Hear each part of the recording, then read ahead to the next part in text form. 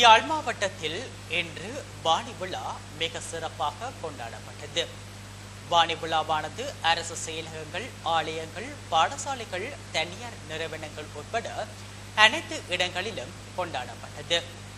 இன்று யாழ் மாவட்ட செயலகத்தில் அரசாங்க அதிபர் சுந்தரம் அருமிநாயகம் தலைமையில் வாணி விழா சிறப்பாக நடைபெற்றது. வடமாகாண சபை செயலாளர் அலுவலகத்திலும் வாணி விழா நடைபெற்றது. வடமாகாண சபையில் நடைபெற்ற வாணி விழா நிகழ்வில் வடமாகாண ஆளுநர் G.A. சந்திரசிறி, திணைக்கள தலைவர்கள் உட்பட பல ஊழியர்கள் கலந்து கொண்டனர். அத்துடன் கேதார ஹௌரி விரதம் இன்று ஆரம்பமாகின்றது. சைவ மக்களிடையே கேட்டது கிடைக்கும் என்ற நம்பிக்கையை வளர்க்கும் நோக்கில் கேதார ஹௌரி விரதம் சிறந்த விரதமாக பெரும்பான்மையான மக்களால் அனுஷ்டிக்கப்படுகின்றது.